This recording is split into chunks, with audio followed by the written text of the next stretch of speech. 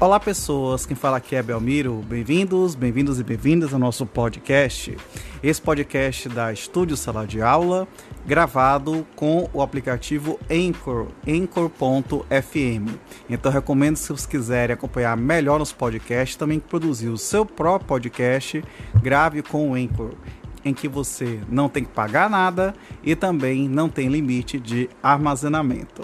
Então, sem mais delongas, vamos então para o nosso episódio.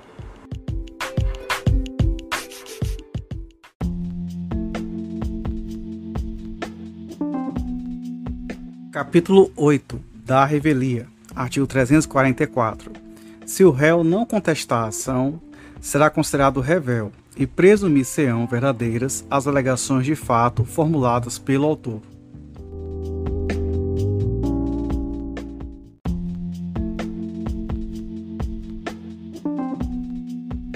Artigo 345. A revelia não produz o efeito mencionado no artigo 344 se, inciso 1, havendo pluralidade de réus, algum deles contestar a ação. Inciso 2, o litígio versar sobre direitos indisponíveis. Inciso 3, a petição inicial não estiver acompanhada de instrumento que a lei considere indispensável à prova do ato. Inciso 4, as alegações de fato formuladas pelo autor forem inverossímeis ou estiverem em contradição com prova constante nos autos.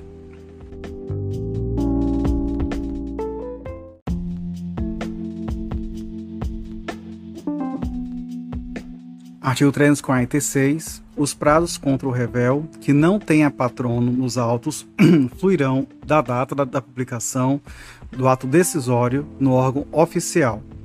Parágrafo único.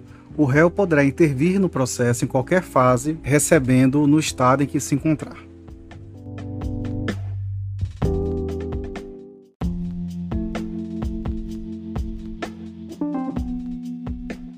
Capítulo 9 das providências preliminares e do saneamento.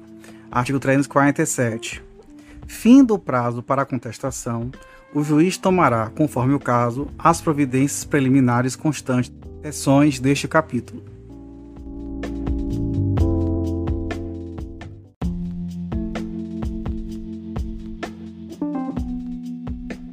Seção 1 da não incidência dos efeitos da revelia. Artigo 348.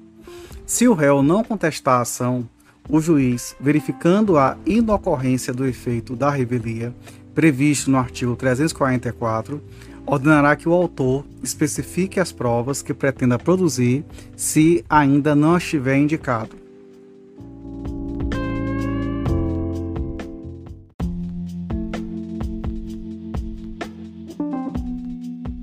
Artigo 349. Ao réu revel será lícita a produção de provas contrapostas às alegações do autor, desde que se faça representar nos autos a tempo de praticar os atos processuais indispensáveis a essa produção.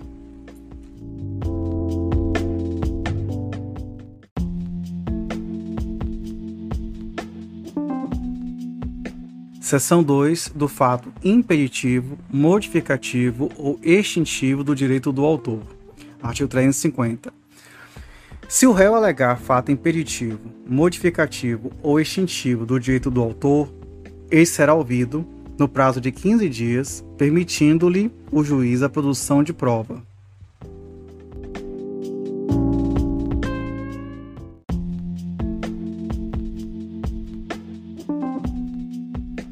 Seção 3 das alegações do réu.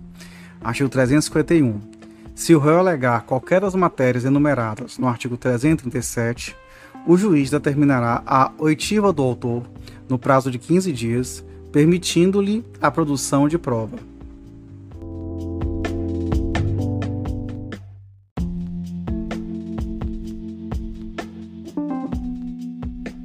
Artigo 352. Verificando a existência de irregularidades ou de vícios sanáveis, o juiz determinará sua correção em prazo nunca superior a 30 dias.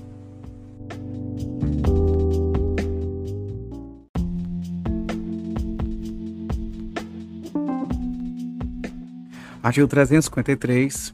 Cumpridas as providências preliminares ou não havendo necessidade delas, o juiz proferirá julgamento conforme o estado do processo, observando o que dispõe o capítulo 10.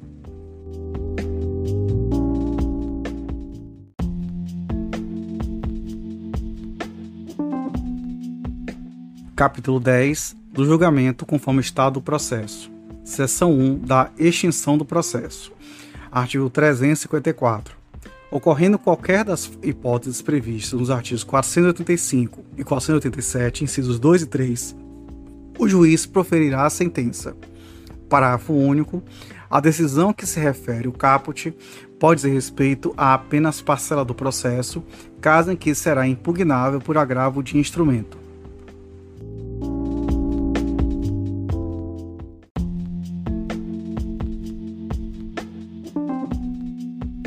Seção 2 do julgamento antecipado do mérito. Artigo 355. O juiz julgará antecipadamente o pedido, proferindo sentença com resolução de mérito quando: inciso 1, não houver necessidade de produção de outras provas. Inciso 2, o réu for revel, ocorreu o efeito previsto no artigo 344 e não houver requerimento de prova na forma do artigo 349.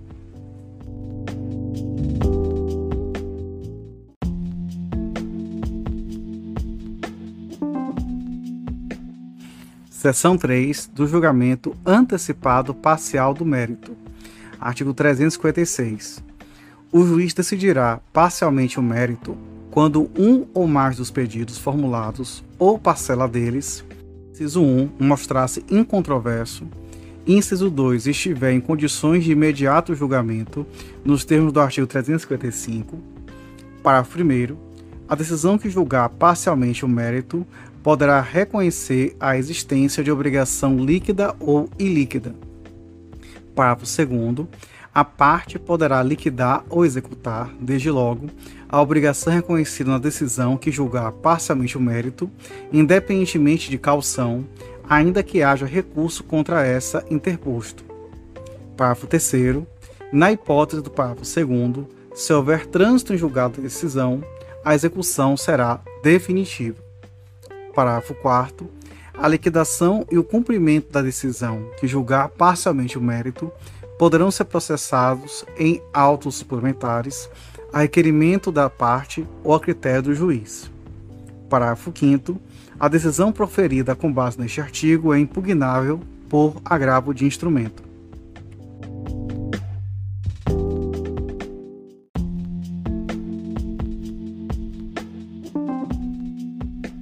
Seção 4 do saneamento e da organização do processo.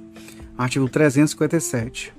Não ocorrer nenhuma das hipóteses deste capítulo, deverá o juiz, em decisão de saneamento e de organização do processo, inciso 1, resolver as questões processuais pendentes, se houver. Inciso 2, delimitar as questões de fato sobre as quais recairá a atividade probatória, especificando os meios de prova admitidos. Inciso 3. Definir a distribuição do ônus da prova, observado o artigo 373. Inciso 4. Delimitar as questões de direito relevantes para a decisão do mérito. Inciso 5. Designar, se necessário, a audiência, instrução e julgamento. Parágrafo 1º. Realizado o saneamento, as partes têm o direito de pedir esclarecimentos ou solicitar ajustes no prazo comum de 5 dias, fim do qual a decisão se torna estável. Parágrafo 2º.